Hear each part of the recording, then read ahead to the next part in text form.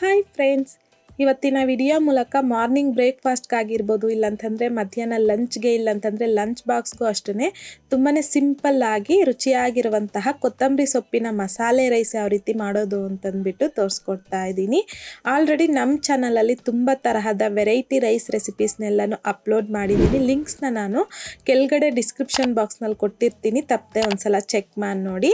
ಈಗ ಬನ್ನಿ ಲೇಟ್ ಮಾಡ್ದಿರ ಕೊತ್ತಂಬರಿ ಸೊಪ್ಪಿನ ಮಸಾಲೆ ರೈಸ್ ಯಾವ ರೀತಿ ಮಾಡೋದು ಅಂತಂದ್ಬಿಟ್ಟು ನೋಡೋಣ.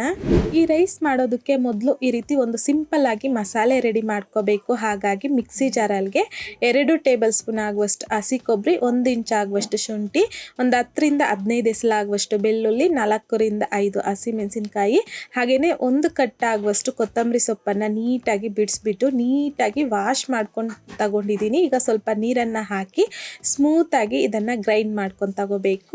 ಈಗ ನೋಡಿ, ನಮಗೆ ಬೇಕಾಗಿರುವಂಥದ್ದು ಕೊತ್ತಂಬರಿ ಸೊಪ್ಪಿನ ಮಸಾಲೆ ಅನ್ನೋದು ರೆಡಿ ಮಾಡ್ಕೊಂಡಿದ್ದಾಗಿದೆ. ಈ ಮಸಾಲೆನ ಪಕ್ಕಕ್ಕೆ ಇಟ್ಕೊಂಡು ಕಡಾಯಿಗೆ 3 ಟೇಬಲ್ ಸ್ಪೂನ್ ಆಗುವಷ್ಟು ಎಣ್ಣೆ ಹಾಕ್ಕೊತಾ ಇದ್ದೀನಿ. ಎಣ್ಣೆ ಸ್ವಲ್ಪ ಬಿಸಿ ಆಗಿದ್ದಾದಮೇಲೆ 3 ಟೇಬಲ್ ಸ್ಪೂನ್ ಆಗುವಷ್ಟು ಕಡಲೆ ಬೀಜ ಹಾಕ್ಕೊತಾ ಇದ್ದೀನಿ.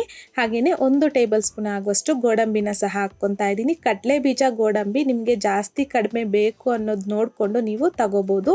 ಈಗ ಮಿಕ್ಸ್ ಮಾಡ್ಕೊತ ಲೋ ಫ್ಲೇಮ್ನಲ್ಲಿ ಈ ರೀತಿ ಕ್ರಿಸ್ಪಿಯಾಗಿ ಫ್ರೈ ಮಾಡ್ಕೊಂಡಿದ್ದಾದಮೇಲೆ ಒಂದು ಪ್ಲೇಟ್ಗೆ ತೆಗೆದಿಟ್ಕೊಳ್ಳಿ.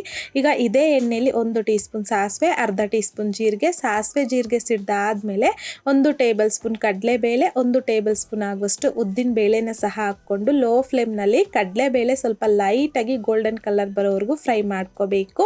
ಈಗ ಒಂದು ಮೀಡಿಯಮ್ ಸೈಜಲ್ಲಿರುವಂಥದ್ದು ಈರುಳ್ಳಿನ ಸಣ್ಣದಾಗಿ ಕಟ್ ಮಾಡಿಬಿಟ್ಟು ಹಾಕ್ಕೊತಾ ಇದ್ದೀನಿ. ಒಂದು ಒಣಮೆಣಸಿನ್ಕಾಯಿನ ಮುರಿದ್ಬಿಟ್ಟು ಹಾಕ್ಕೊತಾ ಇದ್ದೀನಿ. ಕರಿಬೇವು, ಒಂದು ಅರ್ಧ ಟೀ ಸ್ಪೂನ್ ಆಗುವಷ್ಟು ಅರಿಶಿನ ಸಹ ಹಾಕ್ಕೊಂಡು ಮಿಕ್ಸ್ ಮಾಡ್ಕೊತ ಈರುಳ್ಳಿನ ಮೀಡಿಯಮ್ ಫ್ಲೇಮ್ನಲ್ಲಿ ಒಂದು 50% ಆಗುವಷ್ಟು ಫ್ರೈ ಮಾಡಿಕೊಂಡು ಇದರಲ್ಗೆ 1 ಟೊಮೊಟೊನ ಸಹ ಸಣ್ಣದಾಗಿ ಕಟ್ ಮಾಡಿಬಿಟ್ಟು ಹಾಕ್ಕೊತಾ ಇದ್ದೀನಿ. ಹಾಗೆಯೇ ಗ್ರೈಂಡ್ ಮಾಡಿಟ್ಕೊಂಡಿದ್ರಲ್ವ ಮಸಾಲೆ, ಆ ಮಸಾಲೆ ರುಚಿಗೆ ತಕ್ಕಷ್ಟು ಕಲ್ಲುಪ್ಪನ್ನು ಸಹ ಹಾಕ್ಕೊಂಡು ಒಂದ್ಸಲ ಮಿಕ್ಸ್ ಮಾಡಿಬಿಟ್ಟು ಲಿಡ್ಡನ್ನು ಕ್ಲೋಸ್ ಮಾಡಿಕೊಂಡು ಲೋ ಟು ಮೀಡಿಯಮ್ ಫ್ಲೇಮ್ನಲ್ಲಿ ಒಂದು 3 ರಿಂದ 4 ನಿಮಿಷ ಈ ಮಸಾಲೆನ ಈ ರೀತಿ ಎಣ್ಣೆ ಸಪ್ರೇಟ್ ಆಗೋವರೆಗೂ ಚೆನ್ನಾಗಿ ಫ್ರೈ ಮಾಡ್ಕೋಬೇಕು.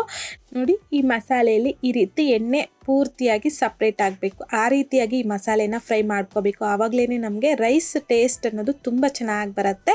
ಈಗ ಇದರಲ್ಗೆ ಬೇಯಿಸಿಟ್ಕೊಂಡಿರ್ತಕ್ಕಂಥ 200 ಗ್ರಾಮ್ ಆಗುವಷ್ಟು ರೈಸ್ ಹಾಕ್ಕೊತಾ ಇದ್ದೀನಿ. ಉದುರಾಗಿ ರೆಡಿ ಮಾಡ್ಕೊಂಡು ತಗೋಬೇಕು. ಹಾಗೆಯೇ ನಾವು ಸ್ಟಾರ್ಟಿಂಗಲ್ಲಿ ಫ್ರೈ ಮಾಡಿ ಇಟ್ಕೊಂಡಿದ್ರಲ್ವ ಕಡಲೆ ಬೀಜ ಗೋಡಂಬಿ, ಹಾಗೆಯೇ 1 ಟೇಬಲ್ ಸ್ಪೂನ್ ಆಗುವಷ್ಟು ನಿಂಬೆ ಹಣ್ಣಿನ ರಸನ ಸಹ ಹಾಕ್ಕೊಂಡು ಚೆನ್ನಾಗಿ ಮಿಕ್ಸ್ ಮಾಡ್ಕೊಂಡ್ಬಿಡಬೇಕು. ಅಷ್ಟೇ ನೋಡಿ, ಈ ರೀತಿ ಎಲ್ಲ ನೀಟಾಗಿ ಮಿಕ್ಸ್ ಮಾಡ್ಕೊಂಡಿದ್ದಾದಮೇಲೆ ಕಲರ್ಫುಲ್ ಆಗಿರುವಂತಹ ತುಂಬಾ ಸಿಂಪಲ್ ಆ್ಯಂಡ್ ಟೇಸ್ಟಿ ಆಗಿರುವ ಕೊತ್ತಂಬರಿ ಸೊಪ್ಪಿನ ಮಸಾಲೆ ರೈಸ್ ಅನ್ನೋದು ರೆಡಿ ಆಗೋಗುತ್ತೆ. ಸೊ ಖಂಡಿತ ಯಾವಾಗಲೂ ಒಂದೇ ಥರ ರೈಸ್ ತಿಂದು ಬೇಜಾರಾದಾಗ ಆಗಾಗ ಈ ರೀತಿ ಸ್ವಲ್ಪ ಡಿಫ್ರೆಂಟ್ ಆ್ಯಂಡ್ ಟೇಸ್ಟಿಯಾಗಿ ರೈಸ್ ರೆಸಿಪೀಸ್ನ ಟ್ರೈ ಮಾಡಿ ನೋಡಿ, ತುಂಬಾ ರುಚಿಯಾಗಿರುತ್ತೆ.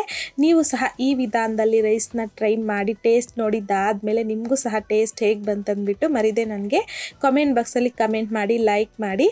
ಹಾಗೆಯೇ ನಿಮ್ಮ ಫ್ರೆಂಡ್ಸ್ ಆ್ಯಂಡ್ ಫ್ಯಾಮಿಲಿ ಜೊತೆಗೆ ಶೇರ್ ಮಾಡಿ. ಮತ್ತಷ್ಟು ಈಸಿ ಆ್ಯಂಡ್ ಸಿಂಪಲ್ ಕ್ವಿಕ್ ರೆಸಿಪೀಸ್ಗೋಸ್ಕರ ದಯವಿಟ್ಟು ನೀವಿನ್ನೂ ನಮ್ಮ ಶ್ರೀಸ್ ಕಿಚನ್ ಚಾನಲ್ನ ಸಬ್ಸ್ಕ್ರೈಬ್ ಮಾಡಿಲ್ಲ ಅಂತಂದರೆ ಸಬ್ಸ್ಕ್ರೈಬ್ ಮಾಡಿ.